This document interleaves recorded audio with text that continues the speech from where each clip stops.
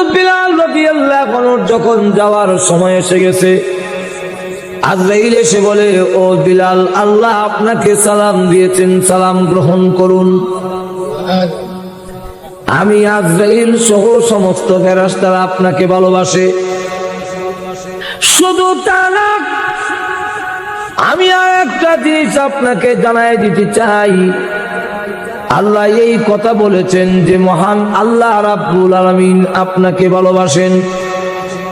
হযরত বিলাল রাদিয়াল্লাহু আনহুকে মারে আর জোরে জোরে আল্লাহু আহাদ বলে। কালা বিলাল লাল হয়ে যায়। আবু বকর সিদ্দিক রাদিয়াল্লাহু আনহুর কাছে দিয়ে যায় আর দেখে বলে, বিলাল, আমাদের আল্লাহ এমন আল্লাহ, আসতে বললেও শুনে। ও বিলাল, এত জোরে বলার দরকার নাই, তোকে মারবে বেশি, তুমি আসতে বলো। হযরত বিলাল রাদিয়াল্লাহু আনহু বলেন, আর বলবো না। পরের দিন আমার তাকায় দেখে বিলাল রাদিয়াল্লাহু আনহুকে রক্তাক্ত করে মরা লাশের মতো রাস্তা দিয়ে টানে। উনি জোরে জোরে আল্লাহু আহাদ বলে। যত জোরে মারে তত জোরে আল্লাহু আহাদ বলে। হযরত আবু বকর সিদ্দিক রাদিয়াল্লাহু আনহু বলেন, বিলাল, তোমাকে না কালকে নিষেধ করলাম কইও না, তুমিও বললে বলবে না, এখন বলো কেন? আর বলবো না। এর পরের দিন হযরত বিলাল রাদিয়াল্লাহু আনহুকে আবার দেখেন তারা মারে আর তিনি জোরে জোরে আল্লাহু আহাদ বলে। হযরত আবু বকর সিদ্দিক বলেন, বিলাল, তুমি না ওয়াদা করো যে আর বলবে না, তো বলো কেন? হ্যাঁ বিলাল, আল্লাহ রাব্বুল আলামিন তুই এমন আল্লাহ, আসতে বললেও শুনে, তুমি এত জোরে বলে কেন? হযরত বিলাল রাদিয়াল্লাহু আনহু বলেন, ও আবু বকর সিদ্দিক, এতদিন পর্যন্ত আপনার কাছে আসল কথা বলি নাই, আজকে আসল কথা বলি।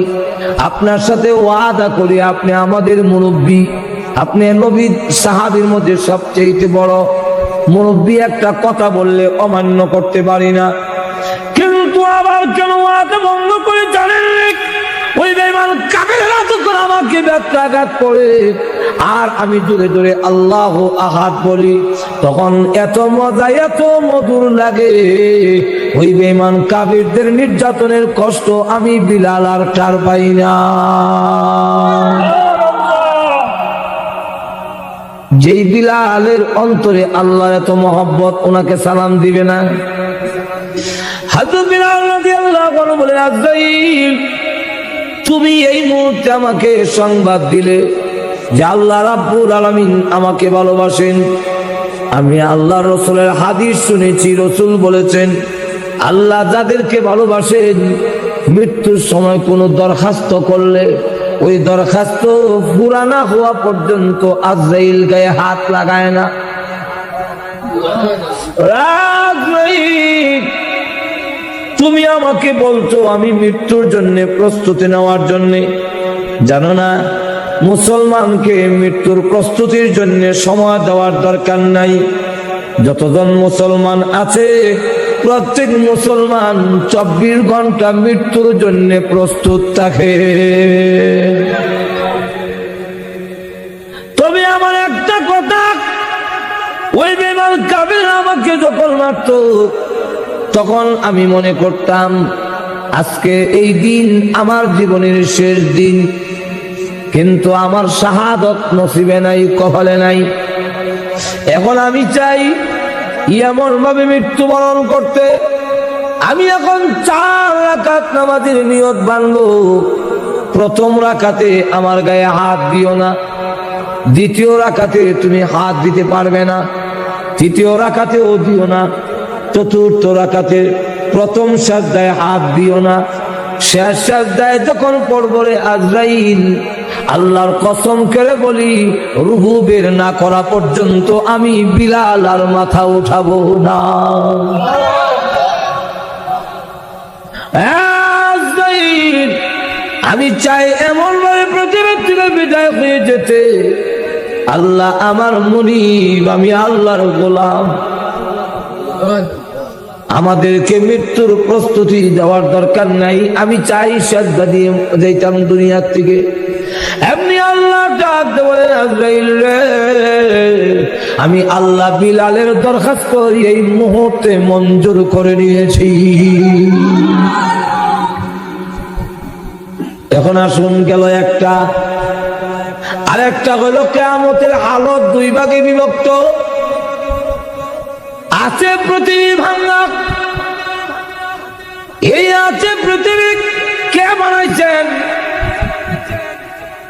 সব ঘুমো, জোরে ক না সন্দেহ আছে? জোরে ঘরের মুখ লড়ছে,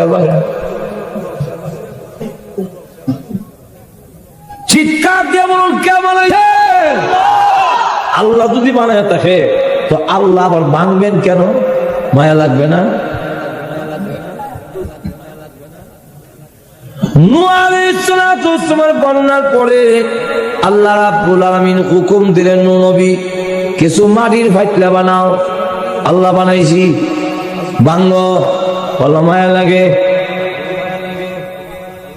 আল্লাহ এই জিনিসটা বুঝাবার জন্য মাটির পাতিলা বানাইছো, সময় দিয়েছো এবং শ্রম দিয়েছো। এতে যদি ভাঙতে মায়া লাগে, আমি তোমার বন্যা, তুমি যে বন্যা কামনা করেছো, বন্যা দিয়া প্লাবন দিয়া তাম পৃথিবী যে আমি আল্লাহ বাংলাম, আমি আল্লাহর কেমন মায়া লেগেছে।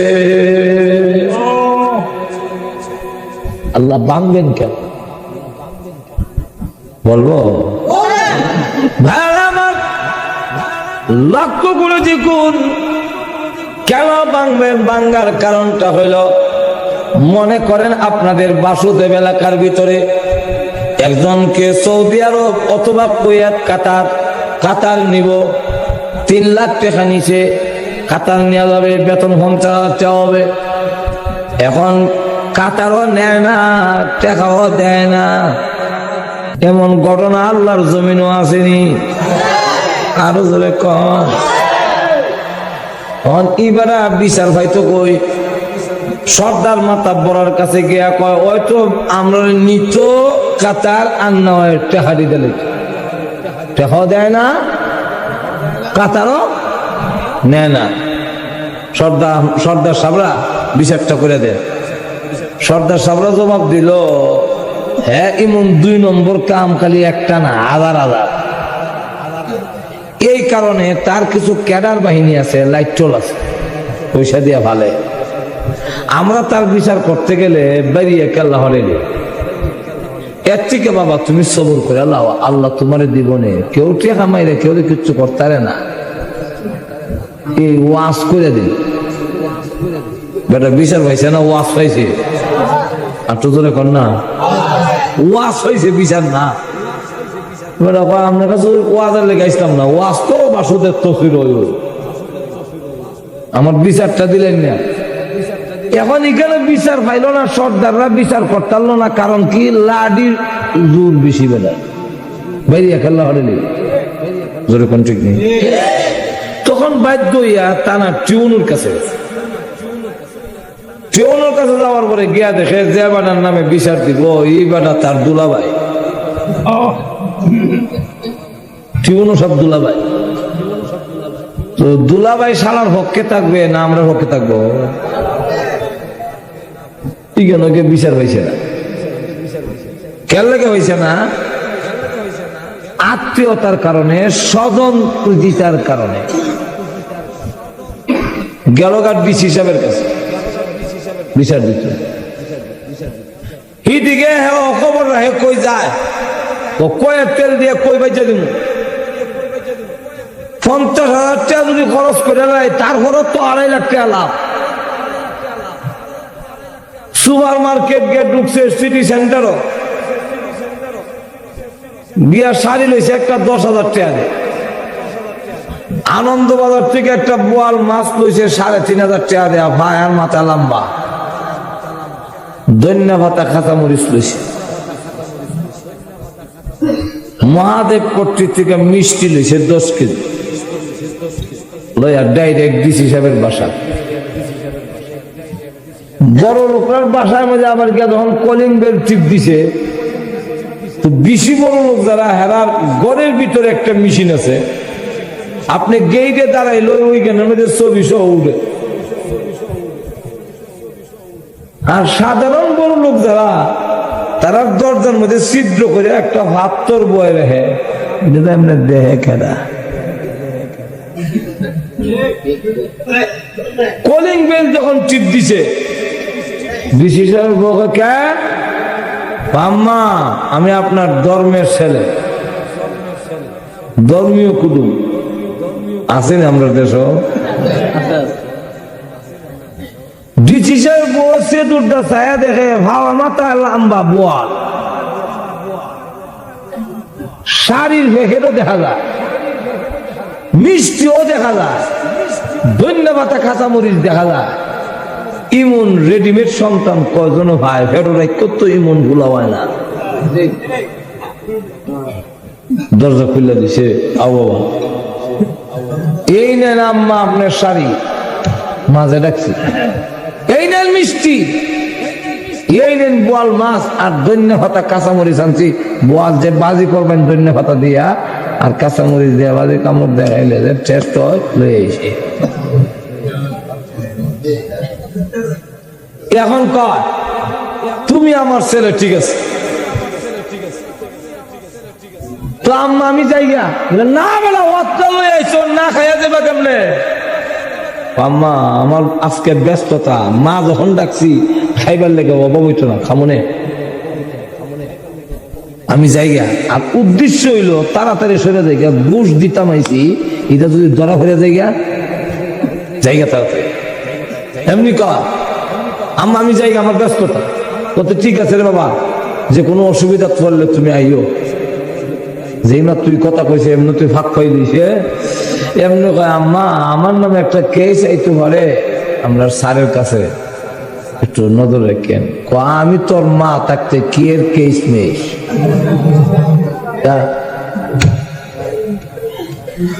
ডিসি সাহেব যখন বড় আইছে, বিন্নি ভাত ভাগ করিয়া, বিন্নি ভাত বুঝেন তো আপনারা, আর বোয়াল মাছের ফেটি যখন দিছে, এরপরে বোয়াল মাছের ফেটি দিয়া খায়, কাঁচামরিচ কামড় দেয়, ভালো লাগে, মজাও লাগে, খাইছে খুব ইচ্ছা মতে।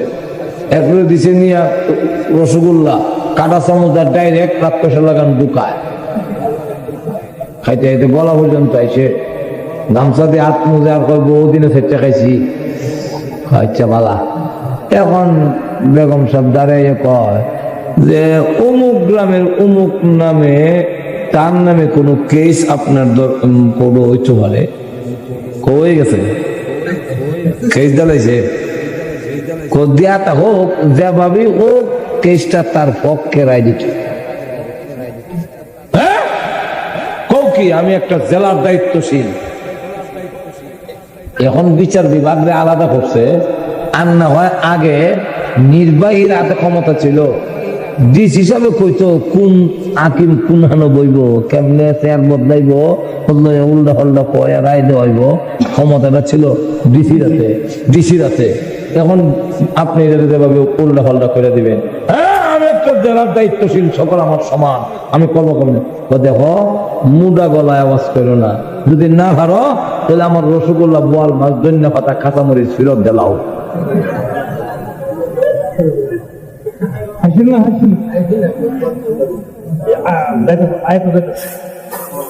কিছু তো বুঝবেন নজর, এখন ঠিক না।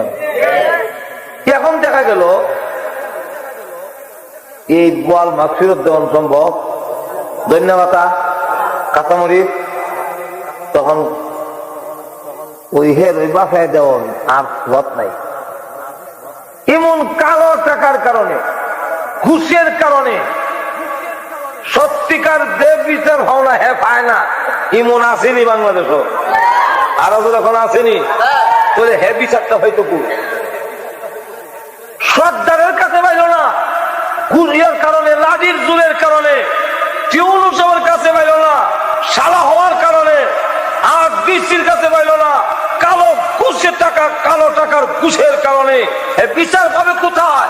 এই কারণে আল্লাহ বলে তাম পৃথিবী ভেঙ্গে কাম কাম করে, ওলট পালট করে একটি মাঠ কায়েম করা হবে, সেখানে একমাত্র বিচারপতি আমি, আমার কাছে মঞ্চে কোনো লাঠির প্রভাব দেখাতে পারবে না, সেখানে উকিল নাই, মুক্তার নাই, কেউ থাকবে না, অ্যাডভোকেট থাকবে না, সেখানে বিচারপতি আমি একমাত্র আল্লাহ থাকবো, সেখানে লাঠির প্রভাব দেখাতে পারবে না, আমি আল্লাহর সাল্লা নাই, সুতরাং কেউ দুলাভাই আমি না।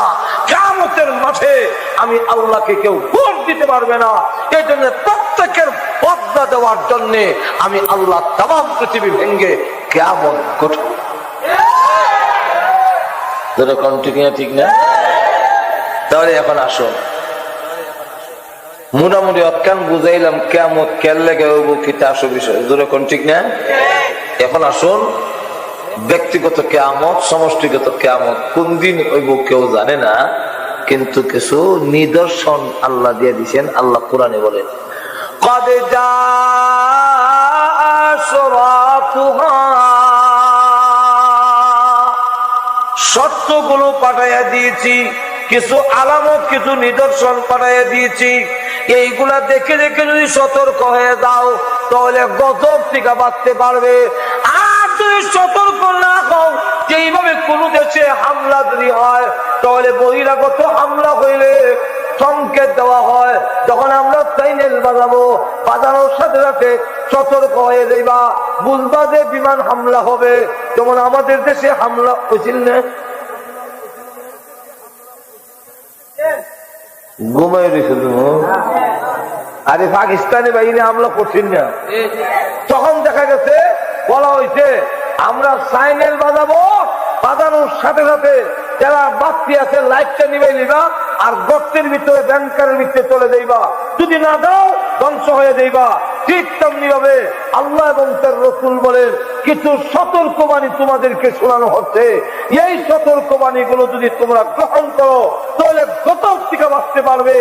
আর সতর্কবাণী যদি গ্রহণ না করো তাহলে জেনে রাখো সবগুলো একটার পর একটা গজব আসতে থাকবে, সুজা হবার টাইম পাইবা না।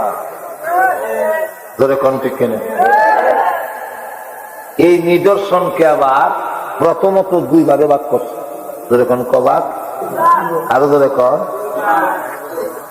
অসুবিধা হইতেছে নি, চাইতাছি অসুবিধা হইতো আর আমি যেতাম না, অসুবিধা হইতেছে নি। তাহলে এখন আসুন, আলামতকে, নিদর্শনকে দুই ভাগে ভাগ করছে। একটা আলামত হইল যে এটা যে আইতাছে আহ্বানের আলামত, আর একটা আলামত হইল, নিদর্শন হইল ও শুরু হইলে কিতা হইল। বুঝলেননি আমার কথা? একটা হইলো আহ্বানের আলামত, আর একটা হইল আয়া হলে কিতা হইব। তখন কেমনে বুঝতাম যে কিয়ামত ঘূর্ণিঝড় হয়ে গেছে, এটার নাম কিতা না, শীতর। আল্লাহ, এখন বলে আবার নার্গিস আইব, কোন দিন আবার তাসলিমা এ করে না নামে আসে। এই যে বিভিন্ন নামে আসবে, আল্লাহু আকবার। এখন সতর্কবাণী জানানো হচ্ছে যে এইভাবে সতর্ক তোমাদেরকে দেওয়া হচ্ছে, যদি সতর্ক হয়ে গেলে কি করব। একটা হইলো আইতাছে, আর একটা হইলো আইলে কি হবে। এটা কেমনে বুঝতাম এই শীতল কি কেমন নাকি কোন কেমন, হৃদয় নামে একটা ঘূর্ণিঝড়ের মতো হবে। আল্লাহ রাব্বুল আলামিন এক আয়াতে বলেন, ইন্না জালজালাতাস সাআতি শাইউন আযীম। এটা এমন জলজলা, এমন ভূমিকম্প, যে মহাপ্রলয়, মহাভূমিকম্প। এটা হইলে কি হবে বলবো পরে, আগে আসুন যাই আসনের কিছু আলামত। আল্লাহ রাসূল ওই আসার আলামতকে আবার দুই ভাগে ভাগ করছেন, কিছু হইল ছোট আর কিছু হইল বড়। এক হাদিসে আল্লাহ রাসূল বলেন, আঙ্গুল দেখায়া, এই দুই আঙ্গুল যত কাছে আমি আর কিয়ামত এমন কাছে, কারণ আমি হইলাম শেষ নবী, কিয়ামত পর্যন্ত আর কোন নবী আসবে না। তোমরা হলে শেষ উম্মত, আর কোন উম্মত আসবে না। তোমাদের মধ্যে পৃথিবী ধ্বংস হয়ে যাবে। ও আমার উম্মতেরা, সতর্ক হয়ে যাও। যেরকম ঠিক কিনা। আর এক হাদিসের মধ্যে আবু হুরায়রা রাদিয়াল্লাহু আনহু থেকে বর্ণিত লম্বা হাদিসে 15টা আলামত উল্লেখ করেছেন। এক নম্বর হলো ইযা তুখিদাল ফাইউ দিওয়ালাহা, যখন দেখবে জাতীয় সম্পদ সরকারি সম্পদকে নিজস্ব সম্পদ মনে করিয়া লুচ্চা ভাইচ্চা খাওয়া শুরু হইব, তখন মনে পড়বে কিয়ামত গনাইয়া। যখন আইব না আইতাছে, আরো যখন আইতাছে এরকম কইছিনি এখন না। খলিফাতুল মুসলিমিন ওমর রাদিয়াল্লাহু আনহু, আমার অসুবিধা হইছে, খলিফাতুল মুসলিমিন ওমর রাদিয়াল্লাহু আনহু ল্যাম্প জ্বালাইয়া কুপি জ্বালাইয়া হিসাব করতেছেন। ঢুকছেন হযরত আলী, আসসালামু আলাইকুম ইয়া আমিরাল মুমিনিন। ওয়া আলাইকুম আসসালাম আলী। নিজের কাজে আইছো না জনগণের কাজ লই আইছো? হযরত আলী বলেন নিজের কাজে আইছি। এমনি বাতিটা নিবাইয়া কয় কি কইবা কইয়া লাও। আমার কোন সুযোগ দিছেন না আমার অপমান করলে বাতি নিয়ে ফেলেছেন? আপনার বড় দুঃখে যদি বাচ্চারা নিয়ে ফেলেন, হুজুর কেলে গাইছেন মিলে একটা কাজে আসলাম বলে কোন বাচ্চারা নিয়ে ফেলেছেন। হয়তো আমি কমো আমার বেইজ্জত করতেন, আর নিলে বুঝুম আপনার লাগান বহিল আল্লাহ জমিন। আর তোর এখন ঠিক নেই। আপনি আমাকে অপমান করলেন, বললেই কত টাইম নাই, চলে যান। তা না করে বাচ্চারা নিয়ে এলেন। উনি ডাক দিয়ে বলে আলী, এটা তোমার ইজ্জত করি নাই, এটার নাম হলো জবাবদিহিতার ভয়। রে আলী, এতক্ষণ পর্যন্ত এই জনগণের তেল জ্বালাইয়া এরার কুবি দৌড়াইয়া এরপরে আমি হিসাব করতেছিলাম, জনগণের কাজ করতেছিলাম। এই মুহূর্তে তুমি আইছো তোমার ব্যক্তিগত কাজে। এখন তোমার আমার ব্যক্তিগত কাজ যদি দেশের জনগণের কুহি, দেশের জনগণের তেল জ্বালাইয়া তোর আর আমার ব্যক্তিগত কাজ যদি সমাধা করি, কিয়ামতের কঠিন ময়দানে আসামির কাঠ গড়া দাঁড়াইয়া আল্লাহর কাছে আমি উমরের জবাবদিহি করত। এটা পারতামও না, এর লেগে বাদ তিনি ফেলিস। আর আমরা দেশের নিয়ম হইল জনগণের তেল জ্বালাইয়া শ্বশুর বাড়ির যাবা।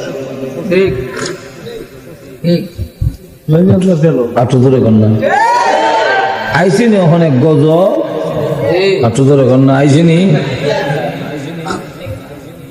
এটা অনেক ঘটনা, অনেক টাইম নেই। হলো একটা না, একটা পয়েন্ট কইছি, একটা না রাইট হইব। হ্যাঁ, রাজি আছেন? আরো যেরকম রাজি আছেন? আসলে নিয়ত করে আসলাম, আর কোন দাওয়াত রাখছি না পরে না, কিন্তু কিসমতটা দিছি, আসমতটা দিছে না। এখন দেখা গেল এক নম্বর ইদা তুখিদাল ফাইউ দিওয়ালা, জনগণের সম্পদকে নিজস্ব সম্পদ বানায়া নিবে, গেল একটা। দুই নম্বর হলো ওয়াল আমানাতু মাগনামা, আমানতের খেয়ানত করবে। যদি আমানত আবার কয়েক প্রকার, টাকা যদি আমানত রাখেন তো মনে করবো মাগনা হয়েছি, বিনা পরিশ্রমে আস্থা কিনে লেগে। একটা কথা যদি কইয়া কোন ভাই আপনার কাছে কইছি আর কেউর কাছে কইয়েন না, বড় দুঃখটা কইলাম আপনার কাছে, আর কইয়েন না কেউর কাছে। কইয়া বাড়ির যাইতে পারবেন না, বা সুদব বাজার বইয়া কইছিলেন, বাড়ির যাইতে যাইতে দেখবেন দেশের অবধি জেনে নিস।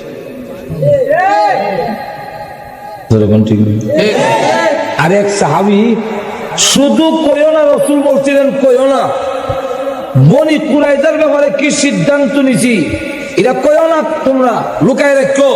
কিন্তু এক সাহাবী আত্মীয়তার কারণে ওই আর কইলেছিল ইশারায়, মুখ দিয়া না কইয়া।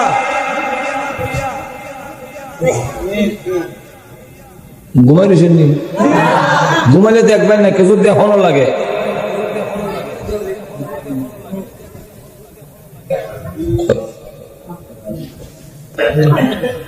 গলা কাটে লেবো মানব যদি রসুলের কথা।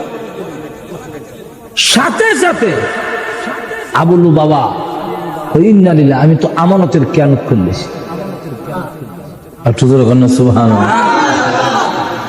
এখন দুইটা হাত মদিনার একটা বিলার এখনো আছে, সাদা কার্পেট বিছানো আছে এখানে, এটার নাম ইস্তেগফারের বিলার।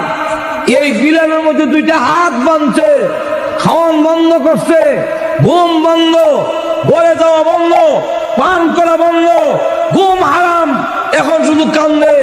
আমার হচ্ছে কিয়ামত করেছি, কিয়ামতের মাঠে তোমার সামনে জবাবদিহি করতে হবে। আল্লাহ আমি পারবো না, জাহান্নামের আগুনে জ্বলতে পারবো না, মাফ করে দাও, মাফ করো। তার সিল্লির সুদে আশেপাশের কেউ ঘুমাই থাকে। সাহাবীরা গিয়ে রাসূলের কাছে কয়, ওগো নবীজি, এর সিল্লির সুদে আমরা ঘুমাই পারি না, আপনি একটু আল্লাহর কাছে কন না, আল্লাহ তওবা করছে, তওবা কবুল করো। আল্লাহ বলছেন আপনি যদি বলেন তাহলে আল্লাহ তওবা কবুল করে নেবেন। কোরআনে আল্লাহ বলছেন যে আপনি কইলি তওবা কবুল। রসুল কয় আমি কইতাম না, মাফ আনতারলে আমার কোনো আপত্তি নাই, কিন্তু মাফ করুক এটা আমি কইতাম না। কিয়ামত করলো গেলে গিয়া কথা ছিল না, কইতো না, কইলো গেলে গিয়া। এখন চিন্তা করে কান্নাকারি করার পরে গভীর রজনীতে আল্লাহ আয়াত নাযিল করে বলেন, নবী গো, আবু লুবাবাকে জানায়া দিন আমি আল্লাহ তার জিন্দেগির গুনাহ মাফ করে দিয়েছি।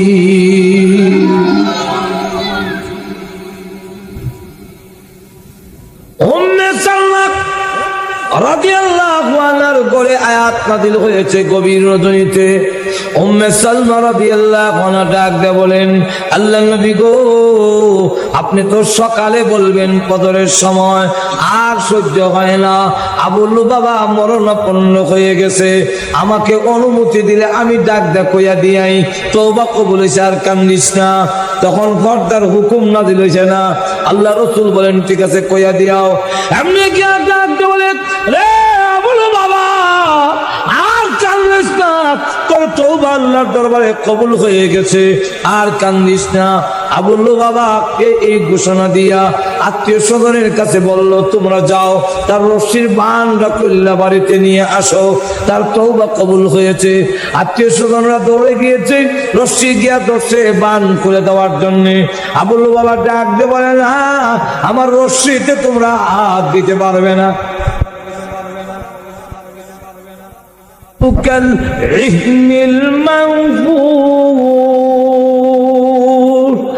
পাহাড় গুলো হয়ে যাবে শব্দের অর্থ হইল রঙিন ধ্বনিত, মানহু কাল ইহনিল মানহুস, রঙিন ধ্বনিত তুলা। ইহনিন অর্থ হইল রঙিন তুলা, আর মানহুস মানে দুল, যে তুলারে দুলছে, বুঝিও এটা দেখছেন না, তুলা তুলা হইয়া বাতাসও দেখবেন, তুলার দোকানে গিয়ে দেখবেন বাতাসের মধ্যে তুলার গুড়া গুড়া গুড়া গুড়া উড়ে। আল্লাহ বলেন পাহাড় ধ্বনিত তুলার নাই ওইয়া বাতাসের মধ্যে উঠতে থাকে। আরেক আয়াতে বলেন, ওয়াসুইরাতিল জিবালু ফাকানাত সারাবা। রাসূল জিজ্ঞাসা করেন, ইয়া আখি জিবরাইল, মান হাযার রাজুল, উনি কে? জিবরাইল আলাইহিস সালাতু ওয়াস সালাম বলেন, ও আল্লাহর নবী, উনাকে আপনি চিনেন না? উনার নামই হলো ইসরাফিল আলাইহিস সালাম। রাসূল তখন সালাম দিলেন, জবাব দিব দূরের কথা, হাতিও মারে, যেমন বোঝা গেছে শুনে হই না। আবার সালাম দিলেন, আটকাল নাই। আবার সালাম দিলেন, এরপরও যখন লড়ে না, তখন আল্লাহ রসুলের এলহাম হয়ে গেল, ডাক দিয়ে বলে, ইসরাফিল ভ্রমণে আমি আসি নাই, আল্লাহ আমাকে দাওয়াত দিয়ে এনেছেন। কেউ কাউকে দাওয়াত দিয়ে আনলে রাগ থাকলেও রাগ দেখায় না। আপনারা মনে গুমো তুললেছেন, যেরকম ঠিক নেই। বিআই বিআই দাওয়াত দিয়ে আনলে তরকারির মধ্যে মরিচ বেশি দিলাইছে, লবণ বেশি দিলাইছে, মুখে লইতারে না, নাকে মুখে পানি ছুটছে। এখন বিয়াই যে খাইতারলো না, যে বিয়াই দাওয়াত দিয়ে আনছে, পর্দার আড়াল থেকে খালি বেগম সাবরে হাত দেখায় আর কয় বিয়াই গিয়া লোক।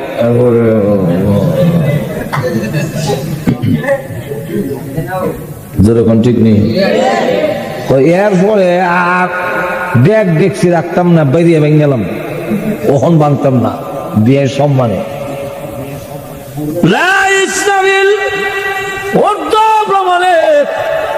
আমি আসি নাই, আল্লাহ আমাকে দাওয়াত দিয়ে এনেছেন। সুতরাং এই মুহূর্তে তোমাকে সিংহায় ফু দিয়ে তামাম পৃথিবী ধ্বংস করার জন্য মহান আল্লাহ হুকুম দিবেন না। তুমি আমার সালামের জবাব দিতা, এমনি সিংহে সরে এখন ওয়ালাইকুম আসসালাম ইয়া রাসূলুল্লাহ ইয়া হাবিবাল্লাহ। ওগো আল্লাহর নবী, আপনার প্রথম সালামি শুনেছি, কিন্তু জবাব দেই না কেন জানেন? আল্লাহ আমাকে বলেছেন সিংহা মুখে ধারণ করে তোমার আর কোনো ডিউটি নাই। ডিউটি হলো অপেক্ষা করতে থাকবে গভীর মনোযোগ সহকারে। আমি যেই সময় অর্ডার দিব, একটা সেকেন্ড ইদিক সিদিক হতে পারবে না, তুমি হু দিতে হবে। আপনি যে আমাকে বারবার সালাম দিচ্ছেন, আমি তো জানি না কোন সময় হু দিতে হবে, সময় তারিখ আমাকে আল্লাহ বলেন নাই। এই কারণে আমি আপনার সালাম শুনে জবাব দেই নাই। যদি ওয়ালাইকুম আসসালাম ওয়া রাহমাতুল্লাহ বলতে যাই, আল্লাহ যদি ওই দিক থেকে বলেন ইসরাফিল সিংহায় ফু দাও, আল্লাহর হুকুমটা পালন করতে দেরি হবে বলে আমি আপনার সালামের জবাব দেই না।